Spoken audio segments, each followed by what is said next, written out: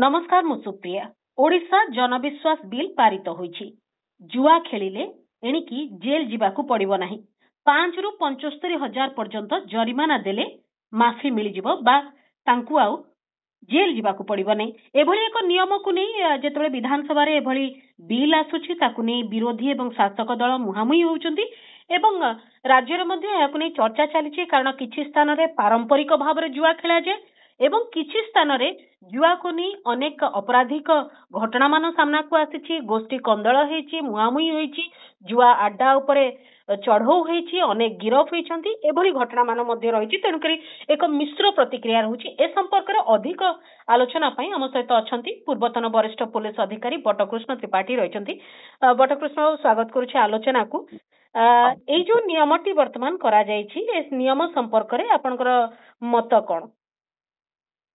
तो वर्ष वर्ष धरी आम जो ये करुले आम केस करी कोर्ट को चालान करुले ये सब कथा कहला कि देखादेला ये सब छोट छोट केस छोट छोट माइनर केस थे वर्ष वर्ष धरिक केस चार्जसीट होकर पड़िक रोचे कोर्ट रे पड़िक रोचे ये हो तार फाइनाल होनी कि केस शेष होनी रिजल्ट जो मैंने दोषी जहाँ केस करा पठा जाऊला दंडित होना। वर्तमान जदि यही काम करेंगे ये फाइन करेंगे साथी साथी एट दि स्पॉट दंड पाइब यहाँ फाइन हेल्ले कौन गोटे दंड नुह फाइन गोटे दंड बच तेणु फाइन कले 5,000 ରୁ 75,000 टका पर्यंत फाइन करा फाइन हेले से दंडित है यहाँ गोटे गोटे इम्पैक्ट रहा भावुँ यहाँ इम्पैक्ट भल जदि आउ गोटे आमेंडमेंट करती 3 थर रु अधिक थर जदि जड़े लोक ए प्रकार कार्य करी फाइन होउची से तापरे से कथा करुची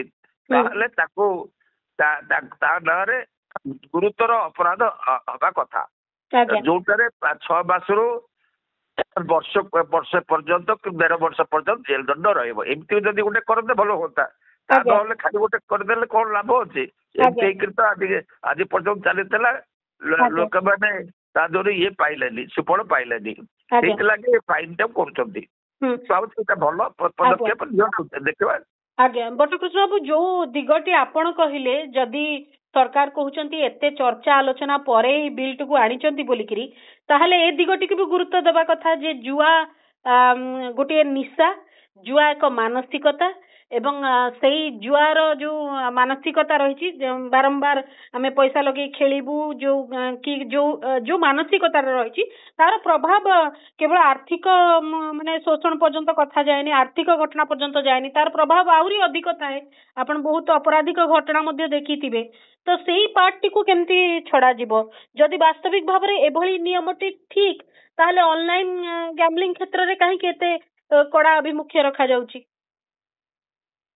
देखो तो आम गैम्बलिंग आम साधारण भाव में जुआड़ी बिल आम कहे जुआड़ीटा गोटे जुआड़ी आम साधारण भाव में आम सामाजिक क्षेत्र में आम जुआ को घृणा करूँ जुआड़ी मान कौन समाज उपयुक्त ये दिए ना सहित अर्थ लगी गले माने आमे ताको घृणा चक्षुरे देखू नेचुराली आज्ञा तेणु मो मतरे एटा जदि फाइन टा साथी साथी है आदाय करी ताहले यार गोटे इम्पैक्ट पड़िबो एवं लोक माने तादर हेबे किंतु आम जदि गोटे केस करदेवा धर आम केस करी चार्जसीट कर पठेदेले से केस जदि वर्ष वर्ष धरिकी 10 वर्ष 15 वर्ष पर आसला तार इम्पैक्ट कौन से लोक ऊपर पड़िबो? अच्छा माने आगुरु कोन मासे रु 6 मास पर्यंत जेल दंड कथा थिला ना ना जेल दंड मास रु 6 मास होंतु गोटे दिन हो कि 5 दिन हो कि 5 मास हो जदि दंडटा साथी साथी मिलता 15 दिन कि मास भीतर मिलता ताहले से लोक ऊपर तार गोटे इम्पैक्ट पड़ता किंतु ये सब केस रे दंड तो आसुनी वर्ष वर्ष जाऊँगी केस पड़ी रोचे परवर्ती काल से केस ही मिलूनी এই ପ୍ରକାର ଅବସ୍ଥା ହଉଛି। ତେଣୁ ପ୍ରାଥମିକ ସ୍ତରରେ ଯଦି ଆମେ ତାଙ୍କଠୁ ଫାଇନ ଆଦାୟ କରିଦେଲେ ଏବଂ ସେ ଫାଇନ ଟା ସେ ଦେଲା ତାର ଇମ୍ପାକ୍ଟ ତାପରେ ପଡିବ। ଆଉ ଗୋଟେ କଥା ଯଦି ଆମେ ଚିନ୍ତା କରିବା, ଯୋଉ ଲୋକ ଏଇଟାରେ 3 ଥର କନଭିକ୍ସନ ହେଲା, ଇଏ 3 ଥର ଧରା ପଡିଲା, ତାପରେ ଫାଇନ ହେଲା, 4th ଥର ପାଇଁ ଆମେ ତା ଦେହରେ କ୍ରିମିନାଲ କେସ୍ କରିକିରି ତାକୁ ପଠେଇ ପାରିବା, ଯୋଉଥିରେ କାରାଦଣ୍ଡ ମିନିମମ୍ 6 ମାସ ରହିବ। ଏମିତି ଯଦି ଗୋଟେ କଥା କରନ୍ତେ ତାର ଆହୁରି ଇମ୍ପାକ୍ଟ ଟା ଭଲ ପଡନ୍ତା। ବଟକୃଷ୍ଣ ଯେମିତି କହୁଛନ୍ତି ଯେ ଛୋଟ ଫୌଜଦାରୀ ମାମଲାକୁ ଦେୱାନୀକୁ ବଦଳେଇ ଦେବେ ବୋଲି, ଏଇ ଯୋଉ କଥାଟି ସାମ୍ନାକୁ ଆସିଛି ତା ଭିତରୁ ଏ ଗୋଟିଏ ଜିନିଷ, ଗୁରୁତ୍ୱପୂର୍ଣ୍ଣ ଜିନିଷ ଯାହାକୁ ନେଇ ଚର୍ଚ୍ଚା। ଆପଣଙ୍କୁ କଣ ଲାଗୁଛି କାହିଁକି ଜୁଆ ଖେଳ ସମ୍ପର୍କରେ ବର୍ତ୍ତମାନ ଚର୍ଚ୍ଚା କରାଯାଉଛି? ଆହୁରି ଅନେକ ଛୋଟ ଛୋଟ ଅପରାଧରେ ଲୋକ ଟ୍ରାଏଲ ରେ ରହିକିରି ବର୍ଷ ବର୍ଷ ତାଙ୍କର ଜୀବନ ନଷ୍ଟ ହଉଛି, ମାନେ ଜେଲରେ ରହିକିରି, ସେମାନଙ୍କୁ ତାଙ୍କୁ କେମିତି ମୁକୁଳେଇବେ ସେ ଉପରେ ଫୋକସ ନ କରିକି କାହିଁକି ହଠାତ୍ ଏ ଦିଗଟିକୁ ଯାଇଛନ୍ତି? ୟାର ଉପରେ ବି ଆପଣଙ୍କ ମନକୁ କିଛି ପ୍ରଶ୍ନ ଆସୁଛି କି? ମନକୁ ପ୍ରଶ୍ନ ଆସୁଥିଲା। ସାଧାରଣ ଭାବରେ ଆପଣ ଦେଖନ୍ତୁ, ମଦ ପିଇବାଟା ବଢୁଛି, କମୁନି। ସମାଜରେ ମଦ ପିଇବାଟା ବଢି ଚାଲିଛି ଏବଂ ମଦକୁ ନେଇ ମଧ୍ୟ ଅପରାଧ ଘଟୁଛି। ଯୋଉଠି ମଦ ପିଇକିରି ବାଡିଆ ବାଡି ହେଲେ, ବଡ ପିଇକିରି ମର୍ଡର କଲେ, ଏସବୁ ଘଟଣା ଘଟୁଛି। ତେଣୁ ମଦଟାକୁ କୌଣସି ସମାଜ କେବେ ହେଲେ ତାକୁ ପ୍ରୋତ୍ସାହନ ଦବ ନାହିଁ। ତେଣୁ ଆମ ସମାଜ ମଧ୍ୟ ତାକୁ ପ୍ରୋତ୍ସାହନ ଦବା ଉଚିତ ନୁହଁ, କି ଦବା ଆଦୌ ଉଚିତ ନୁହଁ। କିନ୍ତୁ ହଠାତ୍ ଆମେ ମଦଟାକୁ ଆବୋଲିଶ କରିପାରିବାନି, ଆମେ କହିବା ଯେ ମଦ କେହି ପିଇବେନି, ଏଇଟା ସମ୍ଭବ ହବନି। ତେଣୁ ତାକୁ ଆସ୍ତେ ଆସ୍ତେ ଯେମିତି ଇଏ କରିବା କଥା, କଣ କମେଇବା କଥା, ସେଇ ହିସାବରେ ଚେଷ୍ଟା ଚାଲିଛି।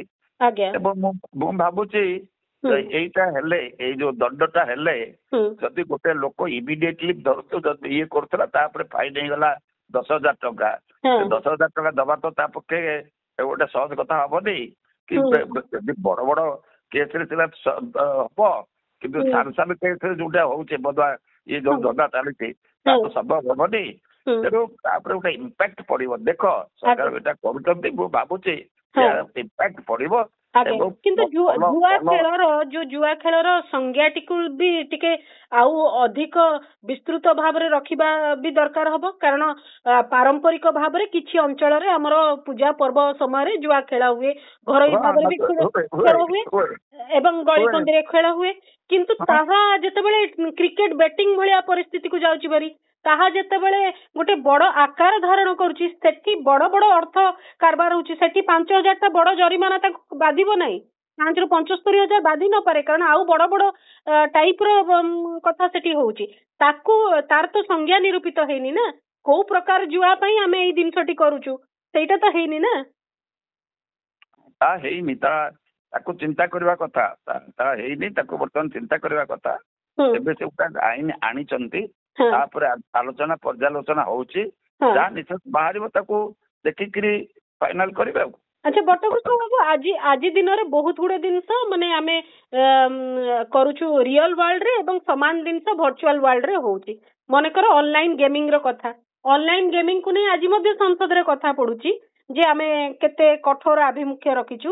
ଅନଲାଇନ ଗ୍ୟାମ୍ବଲିଂ କୁ ନେଇକରି କଥା ପଡିଛି, ଅନଲାଇନ ଟ୍ରେଡିଂ କୁ ନେଇକରି କଥା ପଡିଛି, କଣ କଣ କରିବା ଦରକାର ନ କରିବା ଦରକାର। କିନ୍ତୁ ଆମେ ଯଦି ରିଅଲ ରେ ସେ ଜିନିଷଟିକୁ ଆଲାଉ କରୁଛୁ ଯେ ଆପଣ ଟଙ୍କା ଦେଇକିରି, ଜରିମାନା ଦେଇକିରି ମାଫି ମିଳିଯିବ, ସେଇ ଲୋକର ନିଶାଟି ଅନଲାଇନ ଗେମିଂ ରେ ଥିବ, ମାନେ ସେଠି ସେ ଧରା ପଡିଲେ ଜେଲ ଯିବ, କିନ୍ତୁ ଘର ପାଖରେ ବସିକିରି ଖେଳିଲେ ଜେଲ ଯିବ ନାହିଁ।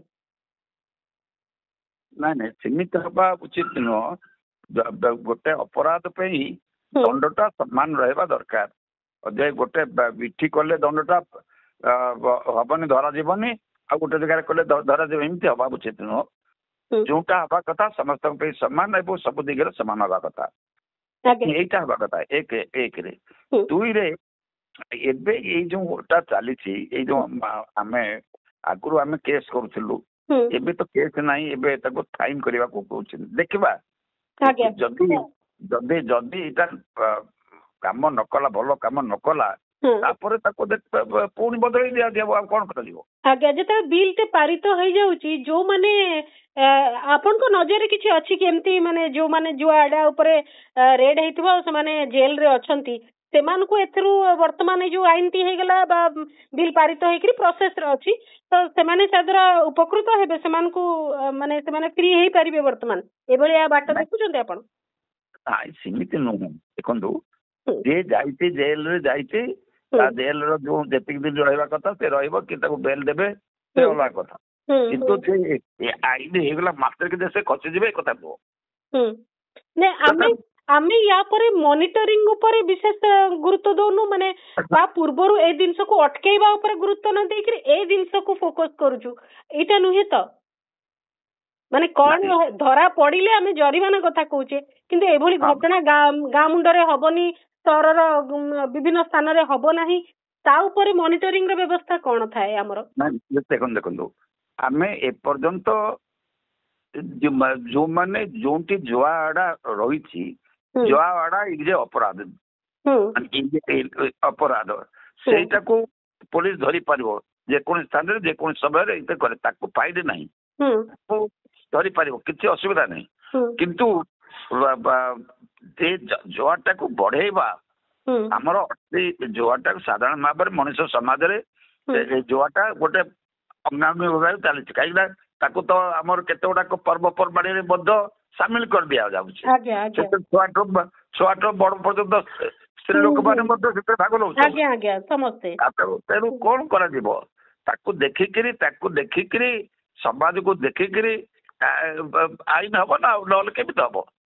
ଆଚ୍ଛା ତ ବର୍ତ୍ତମାନ ପର୍ଯ୍ୟନ୍ତ ଏଥିରେ ବିଶେଷ କିଛି ଅସୁବିଧା ଆପଣ ଅନୁଭବ କରୁନାହାନ୍ତି? ମୁଁ କିଛି ଅସୁବିଧା କରୁନି ରାଦର ମୁଁ ଭାବୁଛି ସ୍ପଟ ଉପରେ ଫାଇନ ହେଲେ ସେମାନଙ୍କ ଉପରେ ଅଧିକ ଇଏ ପଡିବ ପ୍ରଭାବ ପଡିବ।